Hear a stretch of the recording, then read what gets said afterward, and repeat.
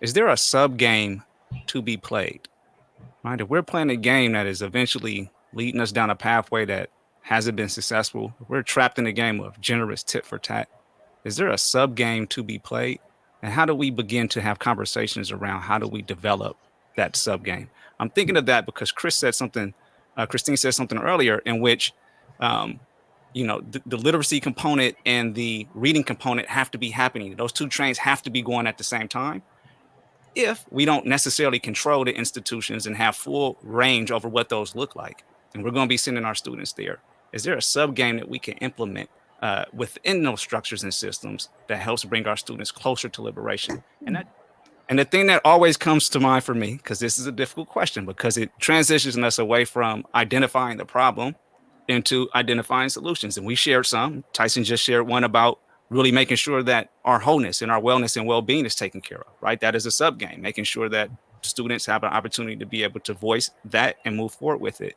But I think the sub game for us has always been the ability to say no, right? The sub game for us has always been our ability to defect, right? And so we might not control the situation, but we do control whether or not we show up there every day. And we control how we do show up there, and we control what we allow to happen to our students. And so we might not have yet the agency to run and control the K-12 system for our babies, but we do have the ability to defect, right? We do have the ability to do something a little bit different on our own in the community, and wondering, right, if we can talk about, not necessarily today, but hopefully bringing it back for next week, some closing comments around that, and thinking about, is there a sub game that we can actually play? And has there been a sub game that we've played in the past that's been advantageous for the end goal of liberation? I think there's several things that have come to mind, and I'll try to be as brief as I can with it. So have we played a sub game? Of course, because that's our survival has depended on that historically in this land. Like, we've always been the people who have tried to hack the system. So there's the I think the history. I'm forgetting what book it was from. Survey, like this. Yeah. Anyway, all right. So when we talk about like the system of surveillance and the historical system of surveillance, one of the very first things that was instituted in colonial America in order to try to surveil populations and had an impact on Black populations and indigenous populations was you have to have a pass or a piece of paper in order to be off a plantation or to be in a certain area. We still have that, which is why we got IDs and all that other type of stuff. And now that stuff is moving into, biometrics. But anyway, we hacked the system.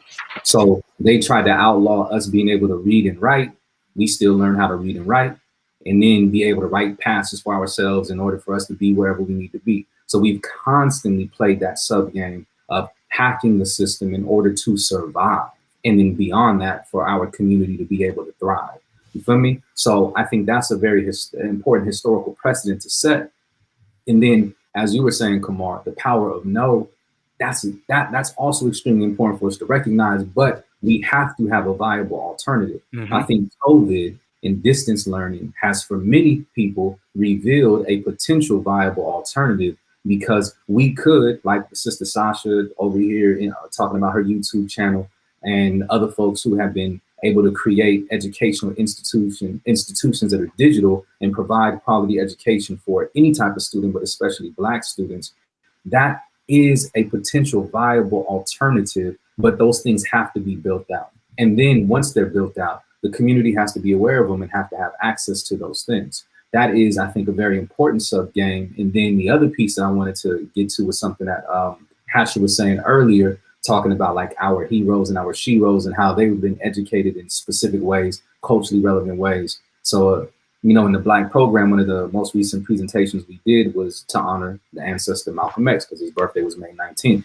So in talking about Malcolm, I was like, we can't start with the conversation about Malcolm. We have to look at what transpired before to get to Malcolm. And in that, you'll see multiple historical examples that are culturally relevant, that are about Black institutions that were put in place in order to influence generations that eventually get to Malcolm. So the real quick timeline, we begin with Booker T. Washington.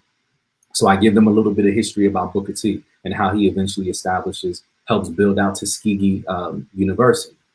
And what that looks like when Tuskegee is being built, the philosophy behind that, how the students are there, they have to learn how to work the land, they have to learn how to build the furniture, build the buildings. It becomes an entire operation that's focused on being self-determining.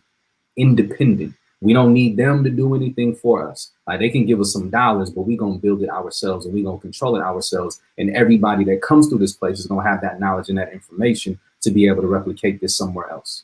So then his example influences Marcus Garvey sitting in Jamaica.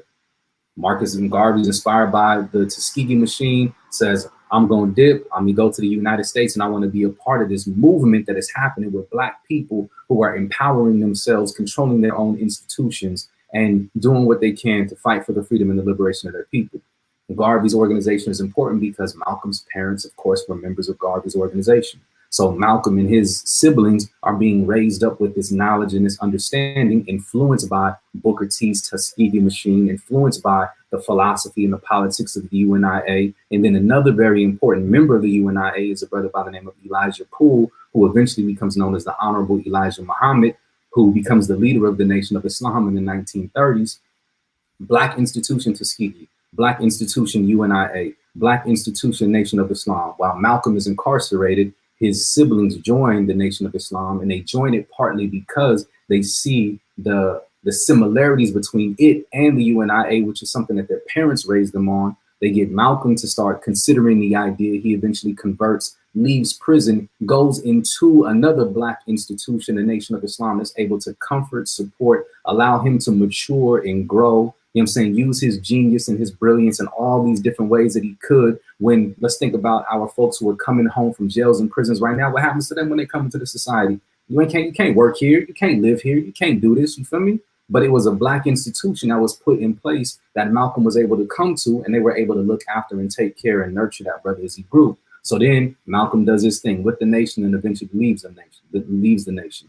And then when Malcolm is assassinated, you have a young brother here in West Oakland by the name of Huey Percy Newton, who says, we need to carry on the political legacy of Malcolm X. He's not here with us anymore, but his impact is so important, and we need to carry that thing forward. So then the Black Panther Party is founded with a mandate to carry on the political legacy of Malcolm X. That's ridiculous. You feel me? Mm-hmm. Powerful. And those are all Black institutions that had an impact on Black people and had a tangible impact on Black people. UNIA, the largest organization ever in the history of the United States. You feel me? A people of color. Somewhere between 3 to 6 million people in Marcus Garvey's organization. But these are all Black institutions that had an impact on the Black community and the world at large. You feel me? We need that. We need that. We cannot be relying on their institutions. Their institutions have never served us except to exploit, oppress, and forcibly enslave. We need our own, but we need to know how to survive that and hack those institutions while we build our own. And so I think that is that sub game that we've historically played, that we need to play now. But when we're talking about education, there are specific things that we need to build in order for us to be more effective playing chess in that sub game.